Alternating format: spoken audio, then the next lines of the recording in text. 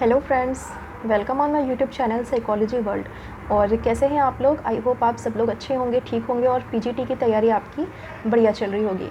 तो आज की इस वीडियो में मैं स्टूडेंट्स की क्वेरी को लेकर आई हूँ, कैंडिडेट्स की क्वेरी को लेकर आई हूँ। कई बार ऐसा होता है कि कैंडिडेट्स कुछ ऐसा क्वेश्चन कर देते हैं जिसका कि लिख करके रिप्लाई कर पाना पॉसिबल नहीं हो पाता कई बार, क्योंकि एक्सप्लेनेशन थोड़ी सी लंबी देनी पड़ती है, या कई बार टाइम लिमिटेशन के चलते ऐसा भी हो सकता है कि कुछ कमेंट मुझसे मिस हो जाए जिसको मैं देखूँ ही नहीं। तो इन्हीं सब चीज़ों को, इन्हीं सब क्वारीज़ को आज की इस वीडियो में मैं लेकर के आई हूँ। और साथ ही आपको मैं बता दूं कि अगर आपको भी पीजीटी या फिर यूपीएचईएससी या फिर नेट या जेआरएफ से रिलेटेड, एग्जामिनेशन से रिलेटेड अगर ऐसी कोई भी क्वेरी है तो आप मुझसे कॉन्टैक्ट कर सकते हैं। आप मुझे कमेंट बॉक्स में, किसी भी वीडियो के कमेंट में आप मुझे कमेंट करके अपना क्वेश्चन पूछ सकते हैं। तो आज की इस क्वेरी में पहली क्वेरी मैं उठाती हूँ, रीना जी की क्वेरी है। और रीना जी ने मुझसे यूपीएचईएससी के बारे में पूछा हुआ था। जैसे कि आप सबको पता ही है कि यूपीएचईएससी 51 का भी फॉर्म जल्द ही आने वाला है। कौन से सब्जेक्ट में कितनी सीट अवेलेबल है उस पर ऑलरेडी मैं वीडियो बना चुकी हूँ। तो यहाँ पे रीना जी की क्वेरी ये थी कि बीएड में असिस्टेंट प्रोफेसर, इसका क्या मतलब हुआ। तो यहाँ पे देखिए रीना जी, यहाँ पे मैं आपको एक चीज़ बता दूँ कि बीएड एक ऐसा सब्जेक्ट है जिसके लिए आपकी एलिजिबिलिटी क्राइटेरिया अलग अलग हो सकती हैं। जैसे पहला हो गया कि आपने या तो बीएड ग्रेजुएशन के बाद में या तो आपने बीएड किया हुआ है, फिर आपने एमएड किया हुआ है, फिर आप नेट क्वालिफाई हैं, या फिर आपने बीएड किया हुआ है, एमएड किया हुआ है, पीएचडी किया हुआ है आपने, तो फिर आप यहाँ पे बीएड से असिस्टेंट प्रोफेसर के लिए अप्लाई कर सकते हैं। अब यहाँ पे क्वेश्चन उठता है कि बीएड में असिस्टेंट प्रोफेसर क्यों, बीएड में ही असिस्टेंट प्रोफेसर क्यों। तो यहाँ पे मैं बता दूँ क्योंकि यूपीएचईएससी जो है वो डिग्री कॉलेजेस में असिस्टेंट प्रोफेसर्स की नियुक्ति करता है। तो डिग्री कॉलेजेस में आपके ग्रेजुएशन लेवल तक के कोर्सेज अवेलेबल होते हैं। तो आपके यहाँ पे जो ज्वाइनिंग होती है वो as an graduation level degree college के असिस्टेंट प्रोफेसर के तौर पर होती है। और बीएड, जैसा कि हम जानते हैं कि बीएड जो है वो आपका बैचलर डिग्री प्रोग्राम कहलाता है। तो एक तो आपका एलिजिबिलिटी क्राइटेरिया ये हो गया। अगर हम सेकेंड एलिजिबिलिटी क्राइटेरिया की बात करें तो दूसरा हो जाएगा कि या तो आपने अपना ग्रेजुएशन जो है उसमें आपका एजुकेशन सब्जेक्ट रहा हो, और उसके साथ ही साथ में आपने मास्टर्स भी अपना एजुकेशन सब्जेक्ट के साथ ही किया हुआ हो। इसके बाद आप या तो नेट क्वालिफाई हो, या तो जेआरएफ क्वालिफाई हो, या फिर आपने पीएचडी करी हुई हो एजुकेशन में, तो भी आप BEd as an assistant professor BEd आप वहाँ पे एलिजिबिलिटी रखते हैं। और इसके साथ ही मैं बता दूं कि जैसे मैं अगर पीजीटी की बात करूं, यहाँ पे थोड़ा सा टॉपिक से हम हटते हैं क्योंकि एजुकेशन एक ऐसा सब्जेक्ट है, थोड़ा सा इसको हम ग्लोबल कह सकते हैं। क्योंकि अगर पीजीटी का जो भी रीसेंट फॉर्म आया हुआ है उसमें आप देखेंगे तो एजुकेशन सब्जेक्ट से आपको पीजीटी एग्ज़ाम देने के लिए जो एलिजिबिलिटी क्राइटेरिया दिया हुआ है वो आपका एजुकेशन इन एमए तो है ही है, मिनिमम 55% के साथ में आपने अगर साइकोलॉजी से एमए किया हुआ है 55% मार्क्स के साथ में, तो भी आप एजुकेशन में अप्लाई कर सकते हैं। तो इसीलिए एजुकेशन ऐसा सब्जेक्ट है कि उसको वहाँ पे आपका जो दायरा होता है वो थोड़ा सा बढ़ जाता है कि आपने क्या किया है उसके अकॉर्डिंग आप वहाँ पे अप्लाई कर सकते हैं। तो आई होप यहाँ पे रीना जी आपकी क्वेरी सॉल्व हो गई होगी। बीएड में असिस्टेंट प्रोफेसर का मतलब आपको समझ में आ गया होगा। नेक्स्ट क्वेरी हम लेते हैं, ये कॉन्सेप्ट बाय वीरांगना। इन्होंने अपनी क्वेरी डाली हुई थी, इन्होंने पीजीटी से रिलेटेड अपनी क्वेरी डाली हुई थी। इनका कहना था, इन्होंने मुझसे पूछा था कि यूपी के स्कूल में जब पीजीटी में आपकी ज्वाइनिंग हो जाएगी तो आपको वहाँ पे कौन से मीडियम में स्टडी करवानी पड़ेगी, किस मीडियम में टीचिंग करवानी पड़ेगी, हिंदी मीडियम में या इंग्लिश मीडियम में। तो यहाँ पे देखिए, क्योंकि पीजीटी में जब आपकी ज्वाइनिंग होगी तो आपके राजकीय विद्यालयों के लिए आपकी ज्वाइनिंग होगी, +2 स्कूल्स के लिए आपकी ज्वाइनिंग करवाई जाएगी। और यूपी क्योंकि हम कह सकते हैं कि एक हिंदी भाषी क्षेत्र है, एक राज्य है, तो यहाँ पे मैं ये तो नहीं कहूँगी कि 100% आपका हिंदी ही चलेगा, लेकिन मैक्सिमम मैं कह सकती हूँ कि मैक्सिमम जो स्कूल्स हैं, और ख़ास करके जो ईस्ट यूपी का स्कूल है वहाँ पे तो डेफिनेटली आपको जो टीचिंग होगा वो आपको हिंदी में ही करवाना पड़ेगा, क्योंकि ईस्ट यूपी के बच्चे अपने आप को एक्सप्लेन नहीं कर पाते हैं, इंग्लिश में थोड़ा सा उनके लिए एक चैलेंज हो जाता है, तो हिंदी में वो ज़्यादा कंफर्टेबल होते हैं। लेकिन चीज़ें अब धीरे धीरे बदल रही हैं।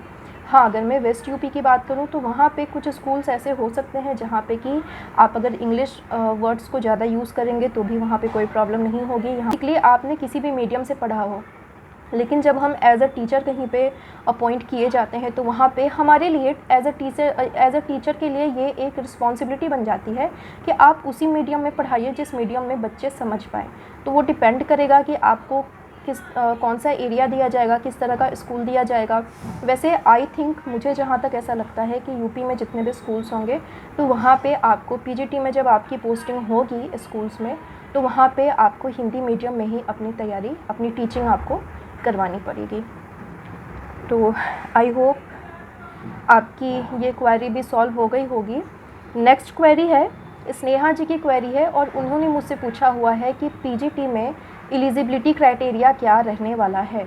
मतलब यहाँ पे ओनली मास्टर्स के बेसिस पे ज्वाइनिंग हो, मतलब एग्ज़ाम के लिए एलिजिबिलिटी होगी या फिर बीएड के बेसिस पे। तो देखिए, मैं बता दूँ कि वैसे तो एलिजिबिलिटी क्राइटेरिया पर मैंने पहले भी वीडियो अपलोड किया हुआ है, आपने शायद देखा भी होगा। अगर नहीं देखा होगा तो आप उसको एक बार देख लीजिएगा। लेकिन यहाँ पे मैं क्लियर कर दूँ कि यूपी में अभी तक पीजीटी के लिए बीएड जो है वो कंपलसरी नहीं किया गया है। यूपी में अगर आप यूपी पीजीटी के लिए फॉर्म भरते हैं तो आपकी जो एलिजिबिलिटी होगी वो बेसिकली आपका मास्टर्स ही होगा। मास्टर्स आपने, एमए आपने उस सब्जेक्ट में, पोस्ट ग्रेजुएशन आपने पर्टिकुलर सब्जेक्ट में किया हो, और मिनिमम जो क्राइटेरिया होगा मार्क्स का वो आपका 55% जनरल के लिए रहने वाला है। तो बेसिकली यहाँ पे बीएड के लिए बीएड की कोई भी अनिवार्यता नहीं है। तो इस चीज़ को आप अपने मन से निकाल दीजिए। हाँ, अगर हम DSSB की बात करते हैं तो दिल्ली में क्या है, दिल्ली में जो पीजीटी के लिए पोस्ट निकाले जाते हैं तो वहाँ पे बीएड जो है वो कंपलसरी है। तो इंडिया के कुछ स्टेट में ऐसा है कि पीजीटी के लिए बीएड जो है वो कंपलसरी है, लेकिन कुछ स्टेट में ऐसा भी है कि ओनली अगर आपने पोस्ट ग्रेजुएशन किया हुआ है रिलेवेंट सब्जेक्ट में तो आप अप्लाई कर सकते हैं। तो स्नेहा जी, आप अपने डाउट को निकाल दीजिए। अगर आप एलिजिबल हैं तो पीजीटी का फॉर्म भरिए। अगर आपने बीएड नहीं किया हुआ है तो बिंदास आप फॉर्म भरिए। और यहाँ पे एक चीज़ मैं बता दूँ कि बीएड जो है वो कंपलसरी तो नहीं किया गया है, लेकिन इसको प्रेफर किया गया है। अगर आपने बीएड किया हुआ है तो आपको एग्ज़ाम में 5 मार्क्स आपको एक्स्ट्रा दिए जाते हैं, लेकिन ऐसा कोई ज़रूरी नहीं है कि अगर आपने बीएड नहीं किया हुआ है तो आपका सिलेक्शन नहीं होगा। All to all based on your written examination and your interview. So I hope कि स्नेहा जी आपकी ये क्वेरी सॉल्व हो गई होगी। और यहाँ पे मैंने एक बुक वाली वीडियो भी बनाई थी, 1 बुक कंप्लीट प्रिपरेशन। वहाँ पे कुछ बच्चों की क्वेरी थी कि बुक का नाम क्या है मैम, प्रैक्टिस सेट आपने कौन सा बताया है। तो यहाँ पे देखिए, मैं आप सबसे कहना चाहूँगी कि आप पहले वीडियो को पूरा देख लीजिए, उसके बाद आप क्वेश्चन करिए। वीडियो में मैंने बुक के नाम को बताया है, हाँ, क्योंकि ये फ्रंट कैमरा है तो बुक का नेम आपको थोड़ा सा उल्टा दिख रहा होगा, अपोजिट दिख रहा होगा, लेकिन मैंने बार बार रिपीट भी किया था। मैंने जो एक बुक का सॉल्यूशन दिया हुआ था वो था उच्चतर सामान्य मनोविज्ञान। तो ये AK सिंह की बुक है, अरुण कुमार सिंह की बुक है। आपको अमेज़ॉन पे भी अवेलेबल है, किसी भी आप बुक डिपो से इसको ले सकते हैं।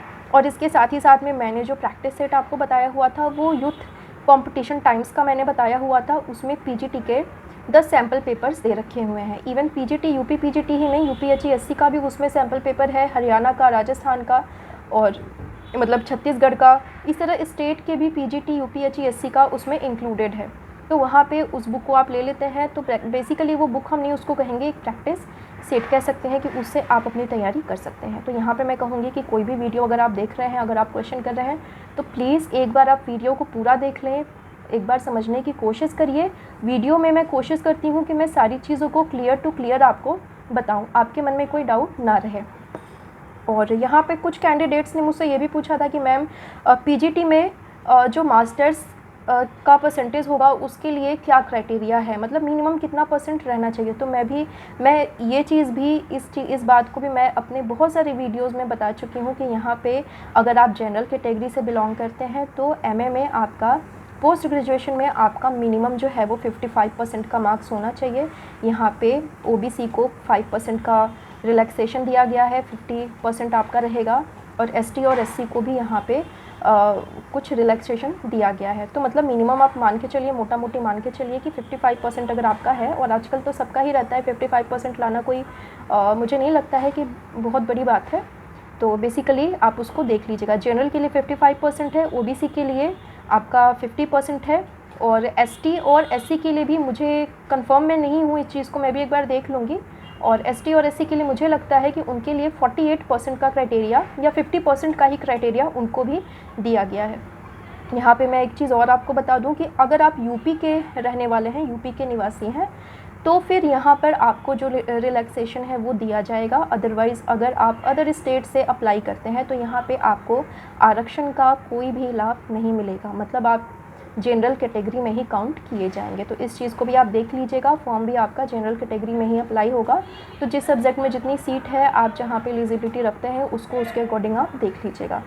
और कुछ बच्चे मुझसे ये भी पूछते हैं कि मैम पीजीटी की तैयारी मैं कैसे करूँ, तो मैं ये भी अपनी बहुत सारी वीडियोज़ में बता चुकी हूँ, बट कोई बात नहीं, मैं अपकमिंग वीडियो में मैं कोशिश करूँगी कि मैं आपके लिए कुछ टिप्स लेकर के आऊँ जिससे कि आपकी पीजीटी की तैयारी आपकी अच्छे से हो पाए। तो कुछ यही क्वेरीज़ थी और आई होप कि आप सबकी क्वेरीज़ क्लियर हो गई होंगी। अगर आपके मन में अभी भी कोई क्वेश्चन होगा तो आप बेहिचक आप विदाउट हेजिस्टेशन मुझे कमेंट कर सकते हैं। मैं कोशिश करूँगी कि मैं उसका रिप्लाई दूँ, या फिर मैं इस तरह से वीडियो बना करके सारे कमेंट्स को एक साथ में मैं मैच करके इंक्लूड करके फिर मैं उसको सॉल्यूशन देने की कोशिश करूँगी।